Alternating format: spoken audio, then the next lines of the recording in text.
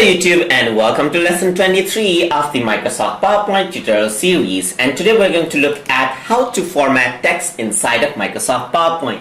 So over here I've opened up an old PowerPoint slide over here, and I've applied some text formatting to it. So let's say I do not want this, so what I can do is I can change the format of this. So over here you can start by selecting the font that you want, so you can simply click on the font over here.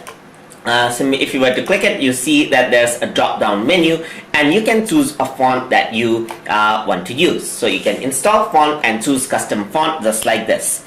So let's say if I want to stick to this font, you can simply click on it and there you go. So just select the font that you wish to change and then choose the font that you want over here. You can also select the text size from over here, so you can reduce the text size just like this or increase the text size just like that.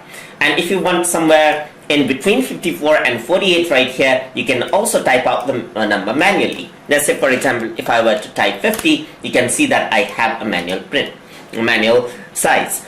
I can also add 0.5 if you want to be more specific to make some subtle changes. You can also press this one, so to increase font size you can press this key right here, and as you hover around you can see that the shortcut key for it is Control, Shift and large bracket greater than arrow. So Control, Shift, greater than arrow is bigger font, Control, Shift, smaller than arrow is smaller font. So you can click this out as well. So over here this is clear all formatting, so if you were to click this you can see that the formatting actually becomes default and it goes back just like that. So now let me just undo that out by clicking on this, and over here you can bold the font out. So Control B is the shortcut key for it, or you can just click to go back and forth just like this. Control I is for italics, it makes your text slanted, and you can click this out as well. U is for underline, so Control U is underline just like this. And over here there are strike through options over here, and there's the Cactus Spacing, so you can see that there's normal spacing, tight, very tight spacing and very loose spacing, more spacing as well. So you can simply click more spacing and you can increase the size of the spacing just like that. So you can increase the spacing by how many points. So you can simply add in the points just like that. So I'm gonna do expanded spacing, have 1 point of spacing, and there you go, there's 1 point of spacing just like that. There's even a change case setting, so you can actually click this. You can have a sentence case, lowercase, all lowercase, uppercase, capitalize each word, so you can see that the blank document right here has a capital word. Toggle case is actually quite opposite, and sometimes when you type you might have turned the caps lock on, then in that case this actually comes in very handy. So over here you can see that I'm gonna go into sentence case right here, and over here there's highlighting options over here as well. So you can simply click this and the texts are highlighted, and you can also choose the color of which it is highlighted in. So you can simply select this out and you can see that the highlight has been changed. So click this one out, click and drag, you can see that the highlight changes according to what you need. So I'm going to click this, click and drag, there you go, that's how you highlight. So I'm just going to disable this out, so I'm going to select this out and disable this. You can see that I disabled it, selected it, and the highlight is gone. So there are things like stop highlighting and no color, just like that. You can also change the color, so you can see that I'm going to disable this now, okay, and then you can also go to the color settings right here. So I'm going to do stop highlighting so that I get out of the window. So I'm going to select this out and I can choose the color that I want.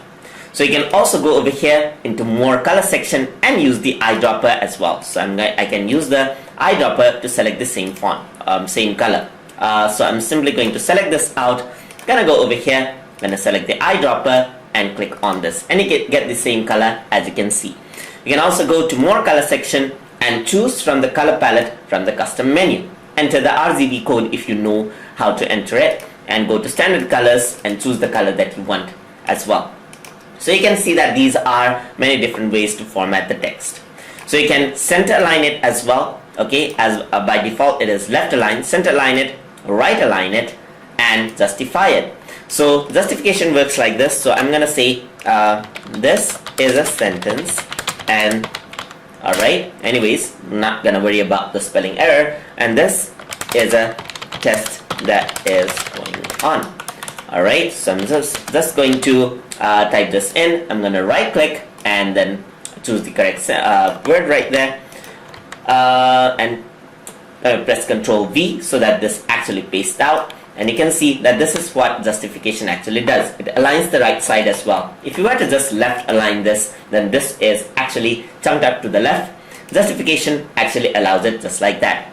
Here's the column option as well, so you can make it 2 column if you wish to, and 3 columns as well. So you can see that this is how you can do that. And over here is the tab spacing. So you can actually tab it.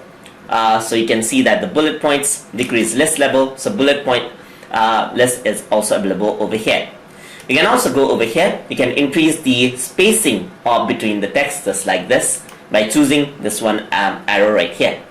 That's the text direction. So you can even rotate the text, as you can see. So depending on the situation, you might need this. So it can be stacked and so forth.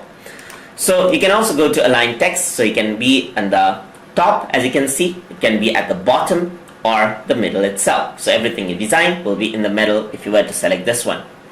So these are the ways you can actually select text. So you can manage text just like this. So these are some of the ways on how you can use text formatting. And one more way is to actually right click and then go to format text effects. So you can actually go there, and then once you do that, you can see that all of the format options right here, like shadow, reflection, and everything actually comes up. So we're going to see this in a later lesson. So hope you guys learned something as always.